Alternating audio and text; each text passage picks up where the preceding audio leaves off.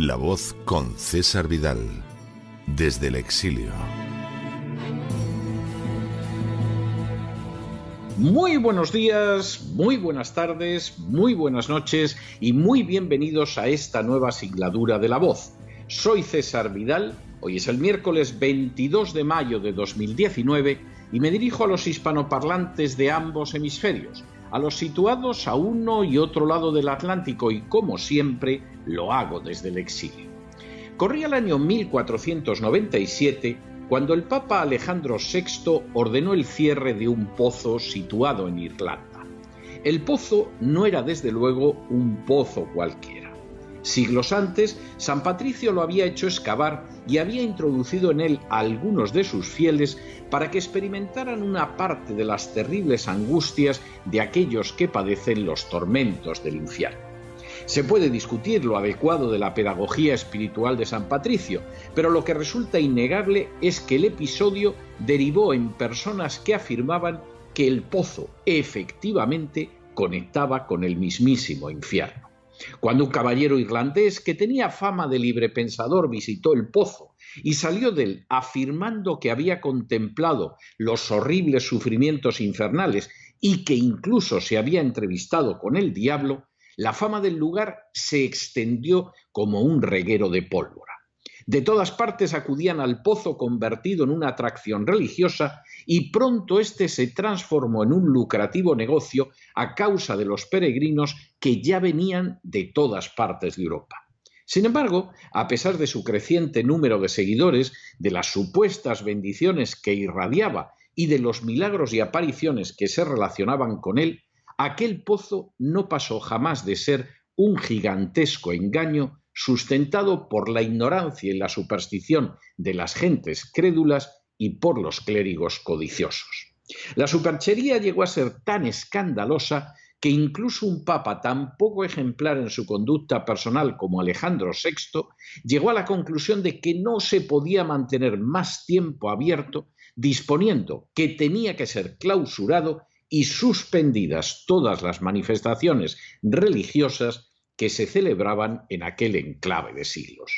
La mentira había tenido un éxito colosal durante mucho tiempo, pero ya resultaba imposible seguir manteniéndola. En las últimas horas hemos tenido nuevas noticias sobre el gigantesco embuste del nacionalismo catalán. Sin ánimo de ser exhaustivos, los hechos son los siguientes. Primero, el nacionalismo catalán surgió en el siglo XIX a raíz de las supuestas apariciones experimentadas por un clérigo catalán que se llamaba Palau i Quer.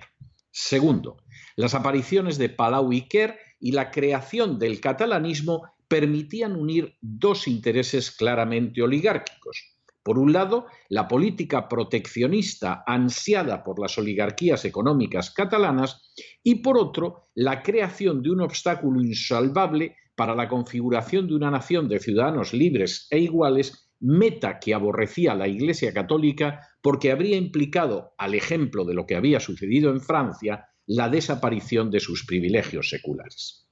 Tercero, de esta manera, la Iglesia Católica desplazó el respaldo que había otorgado al carlismo, que ensangrentó España con guerras civiles a lo largo del siglo XIX, hacia el catalanismo primero y el nacionalismo vasco después.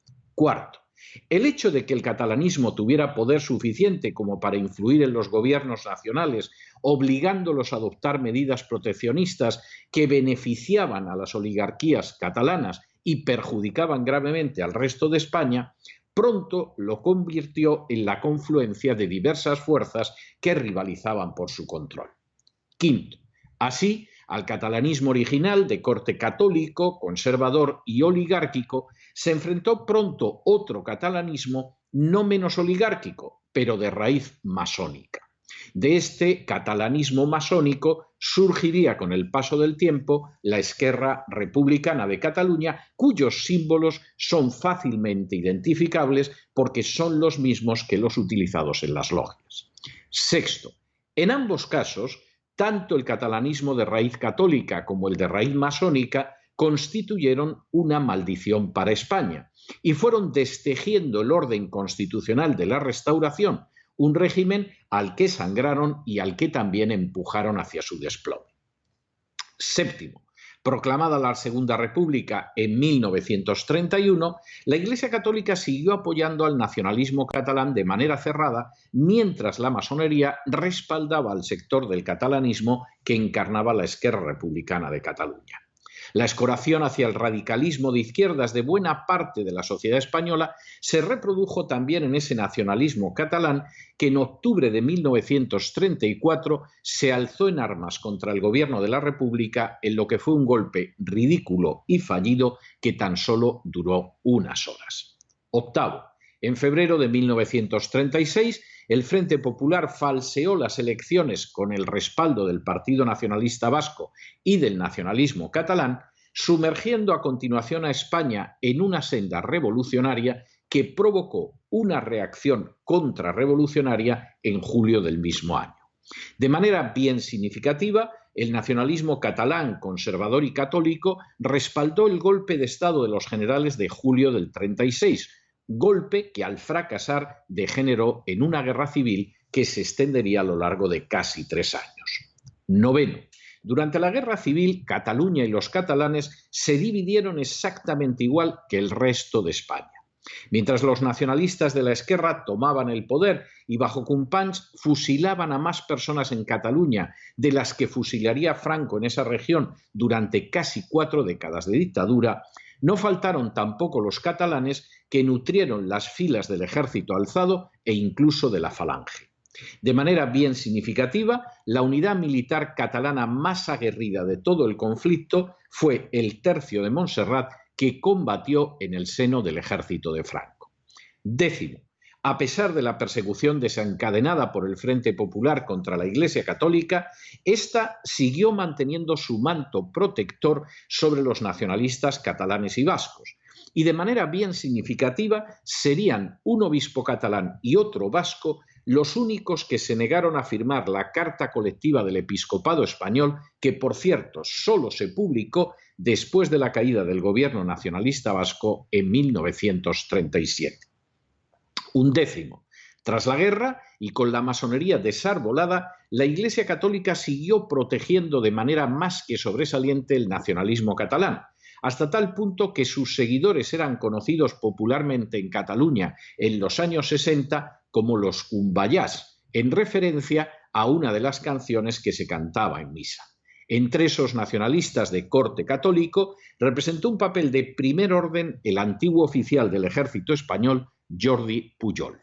Duodécimo, también se debió a presiones directas de la Iglesia Católica que en la Constitución de 1978 se otorgara un papel determinante a los nacionalismos catalán y vasco como medida para evitar la articulación de una nación sin privilegios que pudiera cuestionar los numerosísimos privilegios de esta confesión religiosa. Décimo tercero, el respaldo clerical a ambos nacionalismos no dejó fuera ni siquiera a los terroristas de ETA, que incluso llegaron a recibir pasaportes diplomáticos del Vaticano para evitar su encarcelamiento durante la invasión norteamericana de Panamá.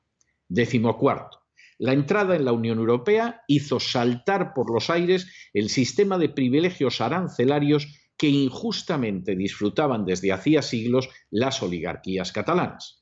Esa entrada en la Unión Europea acentuó también las exigencias del nacionalismo catalán, que seguía pretendiendo que el resto de España pagara su colosal corrupción. El principal responsable de décadas de esa monstruosa corrupción, Jordi Pujol, sigue sin ser juzgado ni ingresar en prisión. Décimo quinto.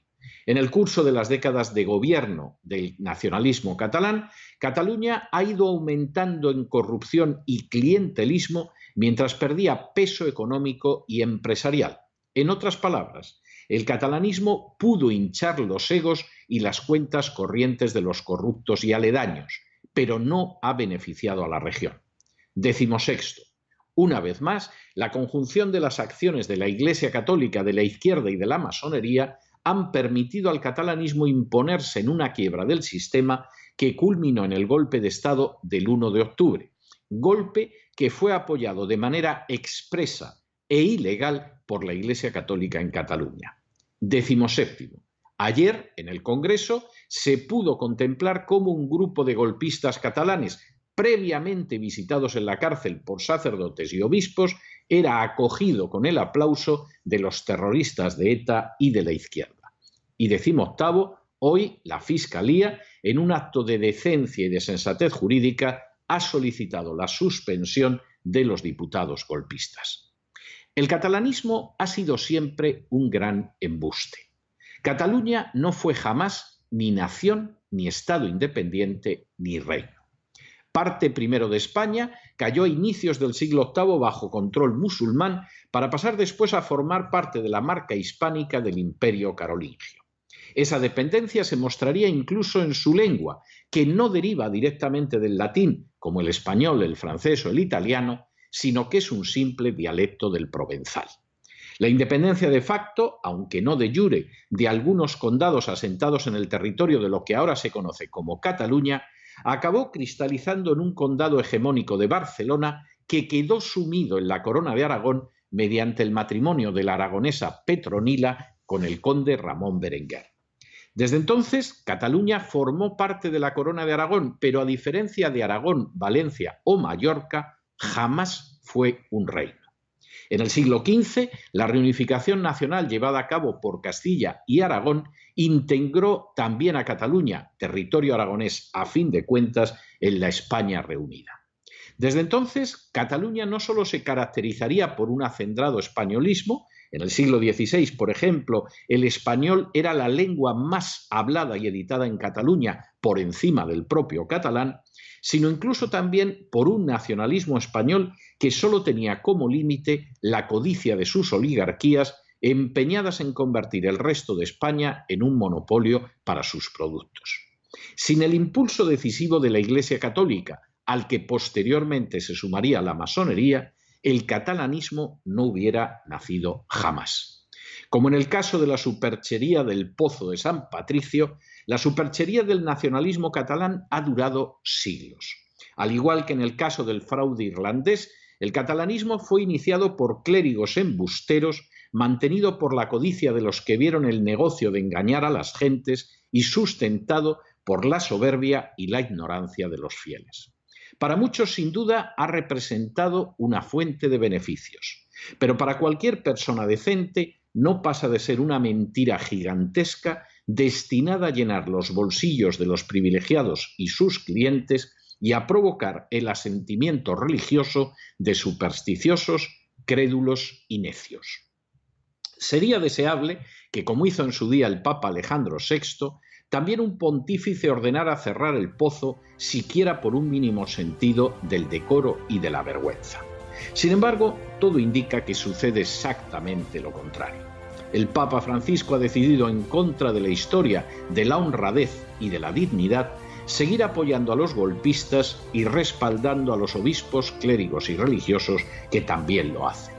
Habrá que esperar a que la falsedad del nacionalismo catalán quede tan expuesta como la del Pozo de San Patricio, a ver si alguien decide de una vez por todas clausurar semejante alcantarilla de falsedad, expolio, soberbia y estupidez. Mientras tanto, en el tiempo que han necesitado ustedes para escuchar este editorial, la deuda pública española ha aumentado en cerca de 2 millones de euros y buena parte ha ido a satisfacer al nacionalismo catalán. Muy buenos días, muy buenas tardes, muy buenas noches. Les ha hablado César Vidal desde el exilio. Que Dios los bendiga.